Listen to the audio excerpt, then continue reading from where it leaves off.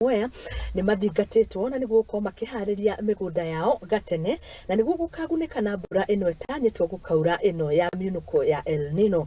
Akiaria hindi ya kurugurio gya tabarira ya kuheana irio cukuruini wa Muthingi wa Muchatha kana macang'a, DCC wa mbeere ya kianda George athiete na mbere na gutariria kiuga gicigo giki ni kimwe kia iria igumagirwo ni ng'aragu no riu ni hindi arimi gukorwo agana nigetha kugunika na mbura ino ona ningi gukorwo giteithia irio kana urimi.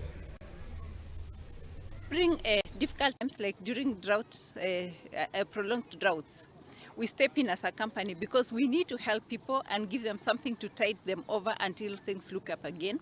We realize that it's been very dry and children are affected and education is equally affected.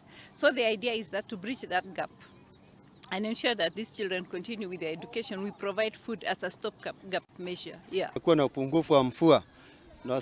We had some absence in this school. Na watoto membi hawakupata sapa, wanakosa kuhudhuria shule. So this time round vile tumepata ile chakula, we are very much sure that our pupils and students wa JSS wataweza kuhudhuria vizuri, and we are hoping to have 100% student turnout.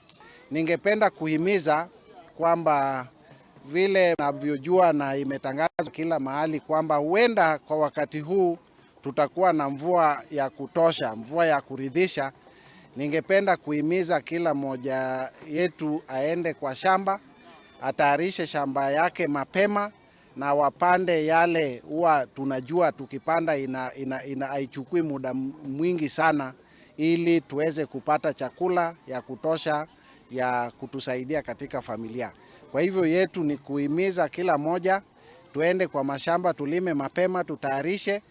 Kidogo ninaona kama dalili imeanza kuonekana kwamba huenda tutaanza kuwa na mvua ya kutosha. Kwa hivyo mvua ikianza kunyesha tu hivi mashamba yetu, ili tuweze kupata ya kutusaidia kwa familia.